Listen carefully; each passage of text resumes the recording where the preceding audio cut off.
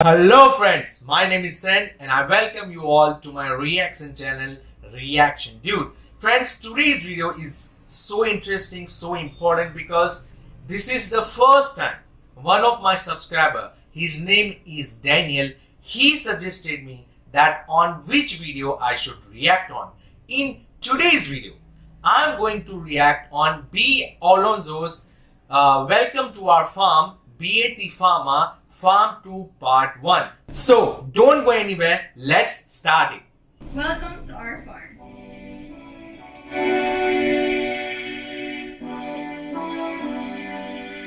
Wow! Such a huge farm. Oh my god.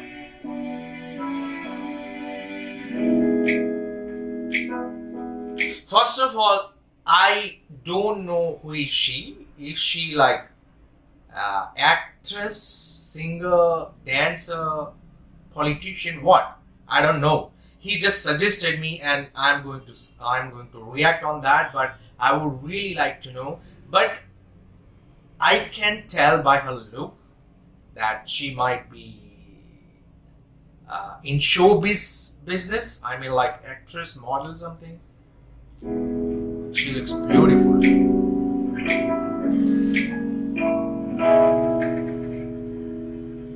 Okay. I'm sure this is not her real name.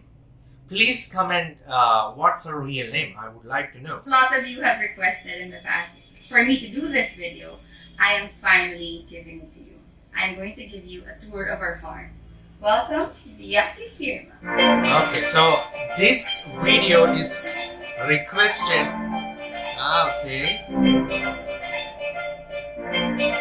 What? Guys, is she a millionaire or what? Billionaire or something like that. She's so rich, I guess. Oh my god, look at her farm. She's got basketball court there. Big fishery. Oh my god. To give you a brief idea, noong 2011 namin itong na-acquire itong land na ito. It was raw land. Actually, wala siyang kahit na anong tanim, isang puno lang. We discovered this place through this much big. And then, in-invite niya kami dito sa farm in Zambales. Not so far away from here. And so, sabi niya meron ipapakita sa amin lupa. At first, sa totoo lang, back then I was very young. Naisip ko, kaya naman namin mag-farm or is it worth it? Or matututukan ba namin? And so I asked my mom if she was interested. And syempre, initially, parang isip niya, tataapan mo ba ako? Na hanggang ngayon, sinasabi niya yun. But then I really wish I could understand Tagalog. I must learn Tagalog now. Siyempre, hindi rin to naging kompleto kung hindi kami natulungan ng mga friends dito sa mga karated farms namin. Like si Sir Edward Cairuz, who used to be an American soldier, na dito na rin siya nag-retire, na ngayon family friend na namin. So, tinulungan kami lagyan ng fence yung buong property. Oh my god, what a big property. And also, this pathway was built by Oliver Abraham. Siyempre, no man as an island, alam mo that you will need a lot of help from different people. And most importantly, since hindi kami taga Zambales, we are so glad na mababait yung mga tao dito at nakakasunod talaga namin silang lahat. And I feel happy that my mom is safe here, and so is my brother and his family, and of course my stepdad. I'm just so glad that everything came together, and now I can finally show it to you.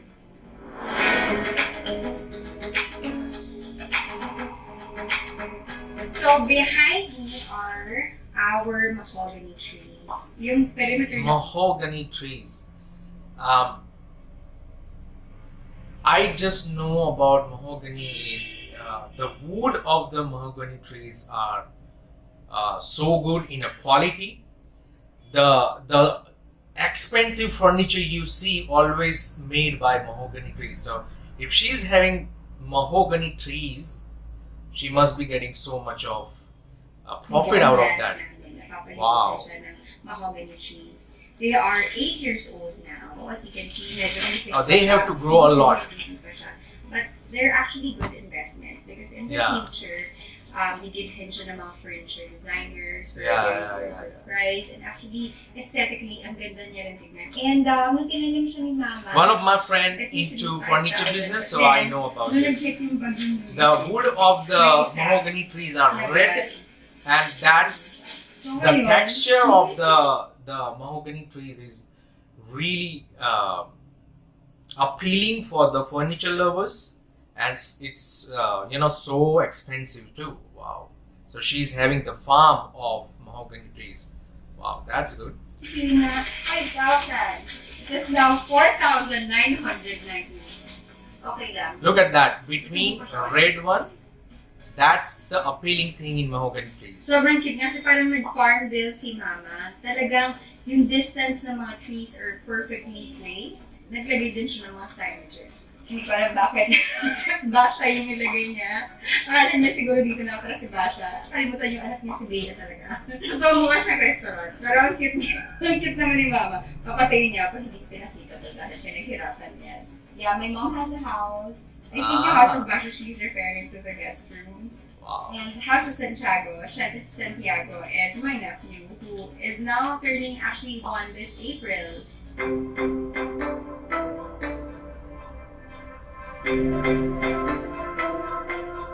So from our fence, makikita nyo yung view of the mountains and the beautiful cap. Wow, look at the view. Wow. Look at the beauty. House that we have. Meron palang If you have a house like this, you always want to go there whenever you get time and chill your time, spend a good time with your family. That's all you want. Wow. And I like how our farm is actually the perfect size for the number of cows that we have. Kasi hindi sila nag-aagawan sa pagkain. I'm very proud to say that we have an organic farm. We don't do feeds. We don't do antibiotics. We also don't do sprays or pesticides. We don't use them for our farm. So actually, it's all natural, and it makes me so happy that it's also earth-friendly. Kasi kahit yung mga basura namin, pinaghihiwa-hiwalay namin at walang #save the earth. Yeah. So you will see all over the farm that we have solar-powered light posts. So kahit na gabi, kapag pumasok ka sa farm, I do have solar power in my house also. We run our house through solar power, so I know it's so cheap, so affordable, and you are saving earth by at least giving something. It's a natural energy, so that's really good. farm namin maliwanag siya. And what's nice is that it's sustainable. You don't need to pay for electricity just to light up the entire place. At night, automatically, pag dumilim, mag-on na silang lahat. So, I'm glad that my mom was able to invest in those lights. These are our mango trees. Ngayon, meron na siyang flowers. Mango Ibig trees. sabihin, malapit. Asians and don't like mango? That's impossible. Yeah, so I also like mango, and now currently in India we have summer, and now we have different kind of mangoes. Some you can cook, some you can have juice. So now we are slowly getting into the mango season now. So I remembered mango. Na siyang mabunga kasi yung season talaga ng mga mangga, April or May. And in between our same here. trees are During April, we get so much of mango. Sa Zambales kasi ang dami namin calamansi trees.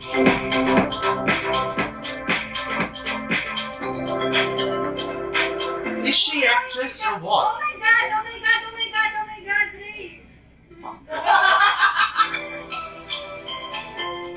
Nandito naman, nakatabi ko, yung katiwala na manager ng farm, si Doy. Ilang years ka na dito, Doy? He's the manager of farm.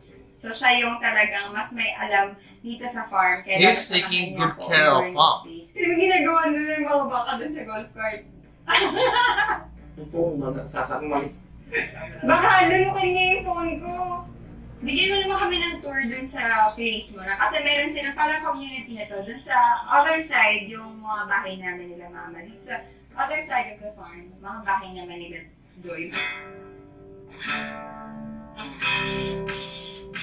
Friends, I know Firma means farm, but what is Beati?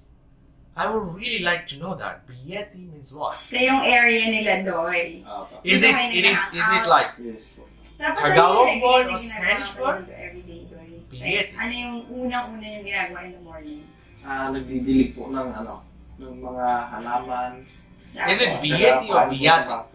Tsaka Beati, I guess. Oo, tapos nag-practical Ah, kayo in the ah. morning, di ba? Sinabi ko sa kanila na parang all organic yung farm natin. Ano yung kinakain ng mga baka? Ano po, darak, tsaka windayami Tapos di ba may pulot? Saan natin ginukuha yung pulot? sa tubo. Parang ang cute kasi nila, parang They are dessert giving nila yun. something. Parang honey yung pulot, di ba? So Okay, kinakain honey. nila kasi it Ah. nourishes them. And then, yung mga tira, kasi meron din po kaming palayan sa baba nitong farm na to, sa buto. Having this size of farm and maintenance of that must be so expensive because you need to pay, people. You have to take care of animals because as I just saw, she's giving honey. So wow, every day I guess. I didn't understand, but I guess it's every day I guess. So wow. Sustaining yung farm because lahat ng rice na Self-sustaining. kinakain namin dito, nagagaling doon, we also sell to sustain the Wow. farm. And yung mga natitira namin, Okay, that's good. So to sustain a farm, whatever product they get from produces they get from farm, they sell it. That's good. kanin, pinapakain sa mga bide, Opo. diba? Maraming rescue dog si mama na Aspens. O ang pinakain naman natin sa aso, hindi ko alam kung familiar kayo sa sodas. Sa lataso ng mga meat. So bumibili kami sa grocery ng mga I didn't understand pinaghatian this. lang ng mga meats. And then, yun yung pinakakain namin sa mga aso namin. Kasi nagsisave din sila dito ng mga dogs. Hi! Ayun sila Beati. May anak siya ang pangalan, Beati. Hininggot after the farm, si Beati. Yung Beati Firma. And then, we also have a well. Di ba talaga to? Nandito talaga siya. Nandito na yung yan. Dito sa area na to, mahina yung tubig, di ba? So, yun na yung naging challenge talaga na ang daming beses namin pinahukay. Talagang hinanap namin kung saan yung source of water in this land.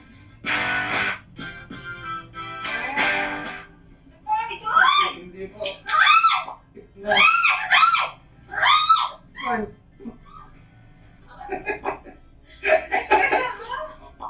So, nandito na kami sa cattle pen. Dito yung pahingahan, kainan ng mga baka. Ilang beses sila kumakain sa isang araw? Isang beses lang po, pero pag sa inumin po, umaga hapon.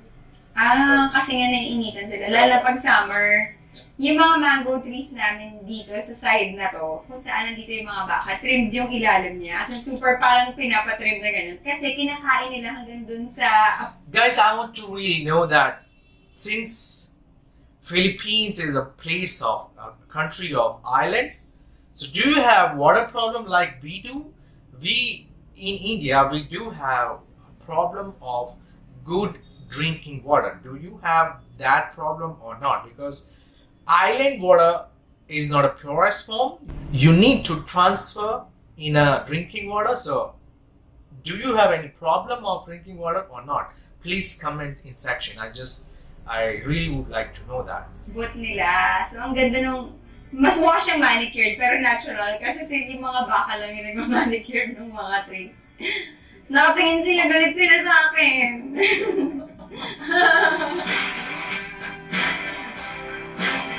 His name is Doy, right? Ano pinaka-mahirap gawin sa farm? Pero para sa akin, ma'am, lahat madali na eh. Taray, baka talaga. Buti talaga kayo ni Mama tutok dito eh. At saka kahit hindi ako rito sa akin, nakamahal lang talaga itong farm na to. Baka umiyak ka pa doy So, nandito naman kami sa kubo na ginawa ni Doy nung ECQ. Talagang nainip lang siya. Tapos, kinuha na yung mga available na bamboo, lahat ng kahoy dito. Tapos ginawa niyang kubo. Dahil ang bored siya, ganun sila dito pag nabobore, tatayo. Pero ano ginawa ko dito? Ito mga kinuha ko to sa, dito lang din available to. Ako, dito lang din to. Tapos eto din kayo din gumawa Ako, niya. Gawa ano naman to? Kugon po, kugon. Kugon. Tapos ito yung mga natira dun sa pinagawa natin na party. Ako. Meron pa siyang stairs na lahat din talagang gawa ng kamay ni Doy. This is where they keep their log. Pang ano to, Doy? Pangsiga. Panggatong po. Panggatong. So, nakaano talaga yan. Properly placed here para hindi mag-cause ng sunog. Ayun po yung mga kahoy po na hindi na yung mga pabulok na talaga siya. Sinusunod niyo para hindi na siya mag-cause ng wildfire na Ako. hindi natin alam. Ginawa rin ni Doy itong pang old school na kitchen. Eventually, baka makita niya kung maluluto dito. I'll share with you a recipe that I just learned. Okay. Ang buhay probinsya So is it like oven? Ano na yung mga ginastos And niya? that's a house? Ako, alambre, House or what? Pako at alambre, tapos lahat ng ginamit, nanggaling na dito sa farm. Biruin mo yung pako at alambre lang, tapos may ginamit. Amazing. Ang galing, ang galing. You know, place like this you can cook pollo la brasa, different food like you can do barbecue, open barbecue. Wow. Ito yung mga bibi ko.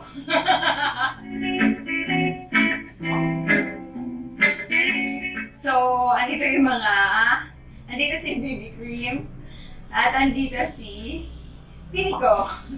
Ikaw pare, ginamit ko. Bibi ko, nakita siya. Okay lang po, babalik dito. Oh my God, I'm sorry. Sorry, ma. Sorry, ma. Sorry, ma. Halika na.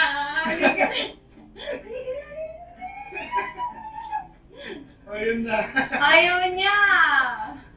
Ayaw niya talaga sa akin. Doon tayo sa pigs. So, andito naman ang aming 3 little pigs na ang pangalan ay si Sam, Giup, at si Sal. Napapakilala ko kayo. Pigs. Hi, Sam! Sam, Sal! Hip, Sal. Parang sila, pinaparami pa lang namin sila. Maraming branches. Kakaano lang natin sa kanila, kakakuha. Opo. Trail lang po. Kasi ano pinapakain natin sa kanilang kaling baboy? Walang feeds din, di ba? Wala po, darak lang din po. Yung pagka Darak. nagpapagiling ko ng bigas, yung darak din po. Ano yung para sa mga hindi nakakaalam? Ano ba yung darak? Yung Darak. Darak po yun yung nanggagaling sa palay. Pag nagpagiling ka ng palay, yun po yung minum. Nakasipalit po yung bigas, darak, saka yung iba. Tapos yung kinakain ng mga animals natin, darak. Darak. Darak. What is darak?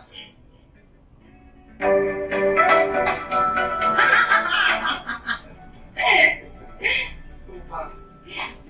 Pitong puting tupa. Ha? Pitong puting Potong, puting, puting. pitong puting tupa. Potong, potong, pa. Pitong put. Oh. So, andito tayo ngayon sa sheep fold namin and look at our life. Hello!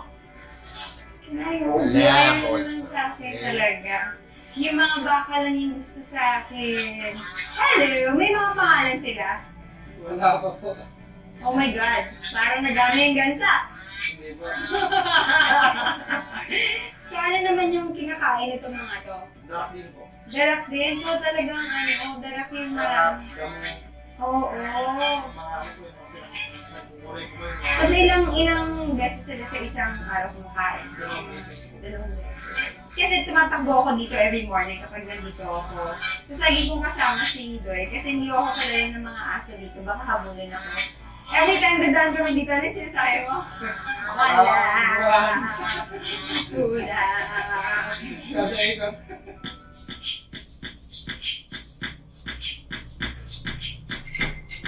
Yun! Dito tayo ngayon sa court namin. So, half court. So, you can play trees, ganyan. Dito kami, nagbo-bonding magpipinsan. Meron din siyang naka-ready na lalagyan rod for badminton or volleyball. There. So, at least pag nandito kami, meron kami ibang activities, hindi na kami kakain o matutulog. There's so much to do here and so we can bond as a family. Pwede kaming mag-hold ng events dito. And what's nice about it is that even at night, we can use it because it is surrounded by solar light. We are now at our Fish tree pond. house and fish pond, the area in the farm. And we have tilapia dito sa aming pond. So, normally, dito rin kami kumukuha ng mga fish na isi-serve namin to make it more sustainable. And it's actually pretty new, itong pond na to. We just built it late last year. We want to learn how to really take care of the fishes. And although si Mama sa Quezon kasi, hindi na to bago sa kanya dahil meron din siyang mga inaalagaang samaral. Dati nag-alaga din siya ng shrimp. So, my mom talaga is into farming ever since. So, eto naman yung aming tree house. Nung binili namin yung farm, eto lang talaga yung only tree dito. Ang tawag dito ng local sa tree na to, kupang. Parang feeling ko, I wanted to create like a memorial for this tree because nung naglagay kami ng tree house dito, parang hindi siya tumagal. But then, nung pinutol namin siya, kasi tinitulhan rin siya ng maraming snakes, nung pinutol namin siya hanggang dito at ginawa namin siyang table for this area. And then, yung roots niya hanggang baba pa rin. So, we still call it a tree house, even though it doesn't look like one. Yeah, basta, that's what I was thinking.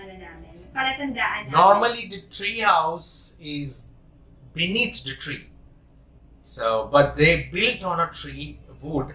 That's why they call it like tree house. Of how Okay. it all started. There are many things that we want to improve at our farm. Just like right now, we are trying to build houses for our staff. And there are areas na nila-landscape na namin, kagaya ng area malapit sa tree house. The work never stops. It is always a work in progress. Just like ourselves. And I consider myself very lucky to have a mom who continuously works hard in order for this farm to be beautiful and sustainable. So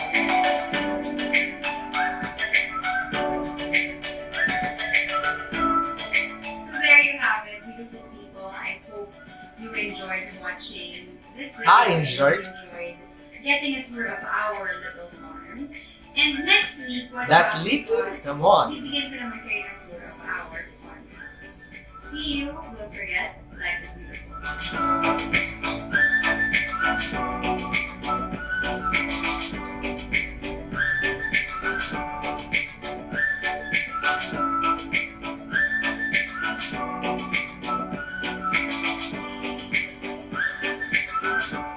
Shall we?